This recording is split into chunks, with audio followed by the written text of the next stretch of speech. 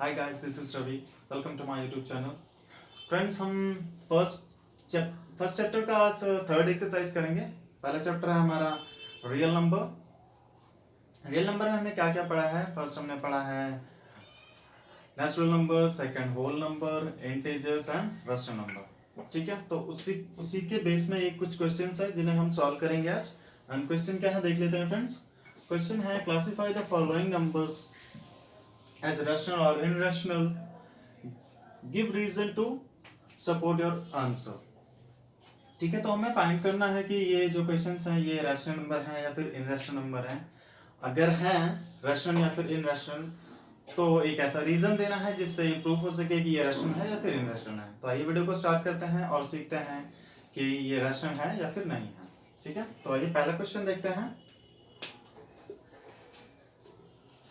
So friends, पहला question है हमारा √4। तो सबसे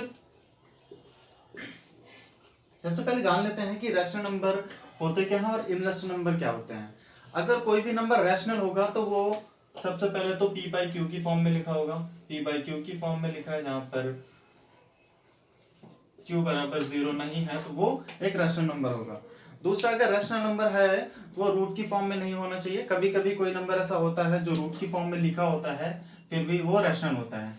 एज पहला क्वेश्चन हमारा देख लीजिए। पहला क्वेश्चन क्या है? √4 है। √4 किसका परफेक्ट स्क्वायर डिजिट है? वो 2 का है। तो अगर ऐसी सिचुएशन में लिखा है तो रूट के अंदर कोई नंबर लिखा हुआ है और वो एक परफेक्ट स्क्वायर डिजिट है तो उसको हम रूट की फॉर्म से निकाल के उसका जो परफेक्ट स्क्वायर डिजिट है वो लिख सकते हैं, तब वो एक रैशनल नंबर होगा। अगर रूट की फॉर्म में है कोई नंबर तो वो एक रैशनल नंबर नहीं होगा। ठीक है, तो दूसरा ये होना चाहिए। तीसरा, अगर वो नंबर 0 भी है तब भी वो एक रैशनल है, क्योंकि जिसके नीचे कुछ भी नहीं होता उसका हम डिनोमिनेटर क्या मानते हैं? वो 1 मानते हैं। तो 0 भी एक रैशनल नंबर है। और इनरैशनल क्या होता है? जो इन सभी रूल्स को फॉलो नहीं करता है वो इनरैशनल नंबर होता है। ठीक है, तो आइए क्वेश्चन क्या है हमारे देख लेते हैं। पहला क्वेश्चन है हमारा √4। तो √4 तो एक रैशनल नंबर नहीं होगा अगर ये रूट, क्योंकि ये रूट की फॉर्म में है। ठीक है, इसको अगर रूट की फॉर्म से हम निकाल के लिखते हैं, मतलब ये √4 है। √4 किस नंबर का परफेक्ट स्क्वायर डिजिट है? देखेंगे तो ये 2 का एक परफेक्ट स्क्वायर डिजिट है, तो ये एक रैशनल नंबर है। ठीक है, तो रीजन में क्या लिखेंगे? क्योंकि ये p/q की फॉर्म में लिखा हुआ है। p/q की फॉर्म में लिखा हुआ है और जहां पर q बराबर 0 नहीं है तो ये एक रैशनल नंबर है। तो रीजन में हम ये लिख सकते हैं। और दूसरा क्वेश्चन क्या है हमारा? दूसरा क्वेश्चन है √196 अंडर √196। ये हमारा दूसरा क्वेश्चन है। अब 196 का किसी नंबर का परफेक्ट स्क्वायर डिजिट है तो जो 196 है वो 14 का जो है परफेक्ट स्क्वायर डिजिट है। ठीक है, तो आंसर क्या आएगा हमारा? 14। और जो रैशनल या इनरैशनल को प्रूव करने की फॉर्म जो है उसमें क्या लिखेंगे हम? This is written on p/q की फॉर्म। ठीक है, तो p/q की फॉर्म में ये लिखा हुआ है और q बराबर 0 नहीं है, तो ये क्या है? एक रैशनल नंबर है। ठीक है, तो ये दो क्वेश्चन समझ में आ गए। तीसरा क्वेश्चन देखते हैं, तीसरा क्या है।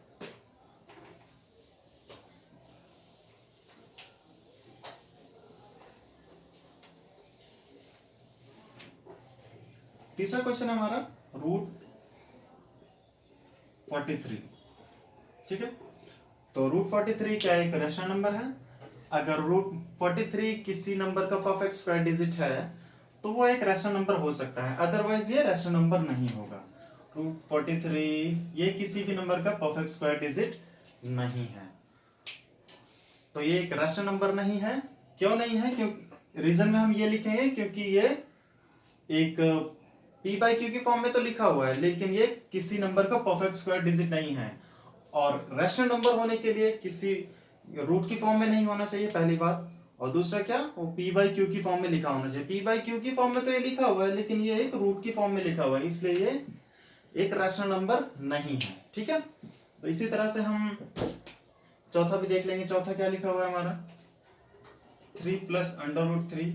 ये भी एक रैशनल नंबर नहीं है क्योंकि 3 तो एक रैशनल नंबर है लेकिन √3 एक रैशनल नंबर नहीं है। और ये दोनों साथ में लिखे हुए हैं तो ये भी एक रैशनल नंबर नहीं होगा क्योंकि ये भी एक रूट की फॉर्म में लिखा हुआ है।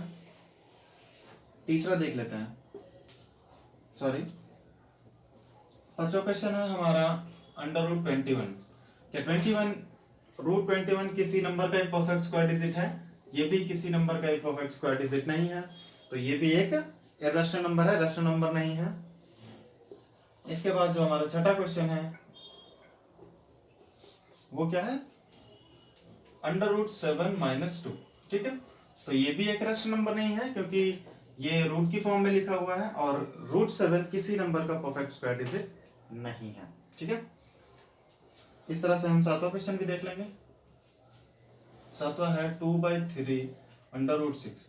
ये भी एक रैशनल नंबर नहीं है क्योंकि रूट 6 किसी भी नंबर का परफेक्ट स्क्वायर डिजिट नहीं है, और कोई भी नंबर अगर रूट की फॉर्म में लिखा होता है तो वो एक रैशनल नंबर नहीं होता, चाहे वो p/q की फॉर्म में ही लिखा हो। ठीक है, आठवां क्वेश्चन देखेंगे।